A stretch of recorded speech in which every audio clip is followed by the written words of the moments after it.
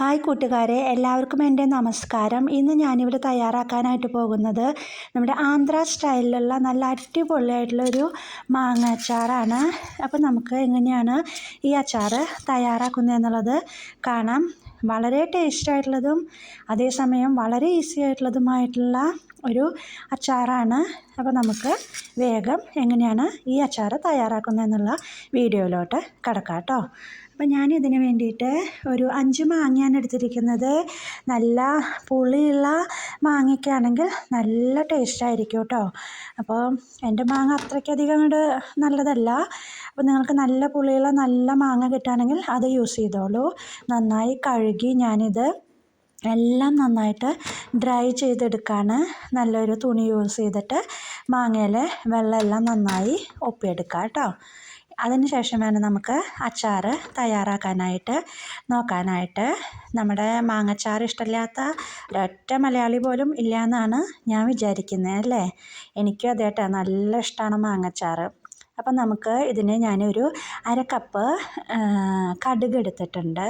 അപ്പോൾ ഇത് നമ്മൾ പച്ചയായിട്ടാണ് പൊടിച്ചെടുക്കുന്നത്, ഞാൻ ചൂടാക്കുന്നൊന്നുമില്ല കേട്ടോ. അതുപോലെ തന്നെ 2 ടേബിൾ സ്പൂണോളം ഉലുവ എടുത്തിട്ടുണ്ട്. അപ്പോൾ ഇത് രണ്ടും കൂടിയിട്ട് നമുക്ക് ഒരു തരിതരിയായിട്ട് പൊടിച്ചെടുക്കാം. നല്ല നൈസായിട്ടുള്ള പൗഡറൊന്നും ആക്കേണ്ട ആവശ്യമില്ല കേട്ടോ. ചെറുതായിട്ട് നമുക്കിങ്ങനെ കടിക്കാൻ കിട്ടുന്ന പോലെ തരിതരിയായിട്ട് നമുക്ക് അച്ചാറിൽ കിടക്കണം. അതാണ് അതിൻ്റെ ഒരു ടേസ്റ്റ്. ഇതാ മാങ്ങ ഞാനിങ്ങനെ ചെറിയ പീസുകളായിട്ട് കട്ട് ചെയ്തെടുത്തിട്ടുണ്ട്. നമ്മുടെ നാട്ടിലുണ്ടാക്കുന്ന പോലെ കുനുകുനാന്നരിഞ്ഞിട്ടുള്ള മാങ്ങ കഷ്ണങ്ങളായിരിക്കില്ലേ ഇത് കേട്ടോ. ഈ ഒരു സൈസിലുള്ള രീതിയിൽ വേണം നമ്മൾ മാംഗോ എല്ലാം കട്ട് ചെയ്തെടുക്കാൻ. അതിന് ശേഷം നമ്മൾ ആ മാംഗോയിലോട്ട് ആവശ്യത്തിനുള്ള ഉപ്പ് ചേർത്ത് കൊടുക്കുകയാണ്. ഉപ്പ് നമുക്ക് കുറച്ച് മുൻപിലോട്ട് നിന്നോട്ടെ. അച്ചാറിന് നമുക്ക് എപ്പോഴും ഉപ്പ് കുറച്ച് കൂടുതൽ നമ്മൾ ചേർക്കും. അച്ചാറൊന്നും അധികം കേടാവാതെ ഇരിക്കാനൊക്കെ ആയിട്ട് അത് നമ്മളെ ഹെൽപ്പ് ചെയ്യും.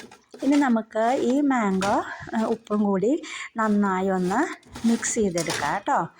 ഇതാ മാംഗോ ഉപ്പൊക്കെ കൂടി നന്നായി ഞാൻ മിക്സ് ചെയ്തെടുക്കുകയാണ്. അതിന് ശേഷം നമുക്കിതിലോട്ട് ആവശ്യമുള്ള ഇൻഗ്രീഡിയൻസുകൾ ചേർത്ത് കൊടുക്കാം. ഇപ്പം ഞാൻ ഇതിലോട്ട് യൂസ് ചെയ്യുന്നത് വെളുത്തുള്ളി യൂസ് ചെയ്യുന്നുണ്ട്. വേറെ ഇഞ്ചി പച്ചമുളക് കാര്യങ്ങളൊന്നും യൂസ് ചെയ്യുന്നില്ല. ഒരു കുടം വെളുത്തുള്ളി അത് ഞാൻ ചെറിയ പീസുകളായിട്ട് കട്ട് ചെയ്ത് വെച്ചിട്ട് അത് ഞാനിപ്പോൾ മാംഗോയിലോട്ട് ചേർത്ത് കൊടുത്തിട്ടുണ്ട്. അതുപോലെ തന്നെ ഇനി നമുക്ക് ആവശ്യമുള്ളത് മുളക് പൊടിയാണ്. ഞാനിതിലോട്ട് എനിക്കൊരു 5 മാങ്ങ, ഒരു മീഡിയം സൈസുള്ള 5 മാങ്ങയാണുള്ളത്. അപ്പോൾ അതിനുള്ള മുളകാണ് ഞാൻ യൂസ് ചെയ്യുന്നത്. ഒരു 3 ടേബിൾ സ്പൂണ് മുളകാണ് ഞാനിപ്പോൾ യൂസ് ചെയ്യുന്നത്. കണ്ടല്ലേ. അപ്പോൾ അത് മുളകും ചേർത്തു, വെളുത്തുള്ളി ചേർത്തു, ഉപ്പ് ചേർത്തു മാംഗോയിലോട്ട്. ഇനി നമുക്ക് ചേർക്കാനായിട്ടുള്ളത് നമ്മൾ പൊടിച്ച് വെച്ചിരിക്കുന്ന ഉലുവയും കടുകും. കണ്ടില്ലേ, തരിതരിയായിട്ടാണ് ഞാൻ പൊടിച്ചിരിക്കുന്നത്. അപ്പോൾ എല്ലാം ചേർത്തു. എല്ലാം ചേർത്തതിന് ശേഷം നമ്മൾ നന്നായി ഒന്ന് മിക്സ് ചെയ്ത് കൊടുക്കണം. അപ്പോൾ മാംഗോയിലോട്ട് അതെല്ലാം നന്നായി ഒന്ന് കൂടിച്ചേരണം.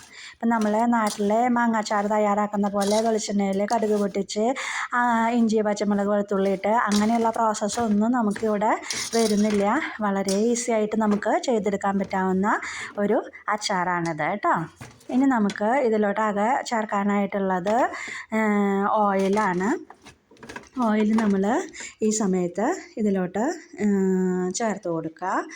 എന്നിട്ട് അതിൻ്റെ എല്ലാത്തിൻ്റെയും ഉപ്പ് മുളക് എല്ലാം പാകമല്ലേ എന്നൊക്കെ ഒന്ന് നോക്കുക കേട്ടോ.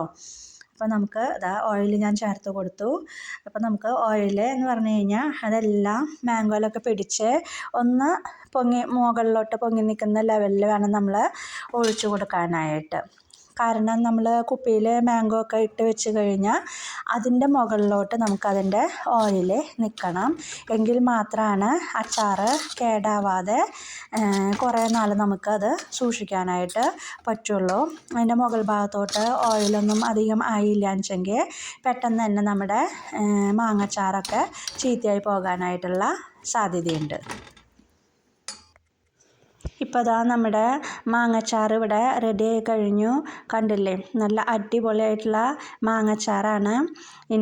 ഇത് ഞാൻ ഇനി നെക്സ്റ്റ് ഡേയിലത്തെ വീഡിയോ കാണിക്കാം. ഇതാണ് നെക്സ്റ്റ് ഡേ ആയപ്പോഴുള്ള ആ മാങ്ങയുടെ ലെവല് കണ്ടില്ലേ. എണ്ണയൊക്കെ അതിൽ നന്നായി പിടിച്ച് നമ്മുടെ മാങ്ങയിൽ നിന്നുള്ള വെള്ളമൊക്കെ ഇറങ്ങി ഒരു കുഴമ്പൻ ചാറ് പോലെയായിട്ട് നമുക്ക് കിട്ടിയിട്ടുണ്ട്.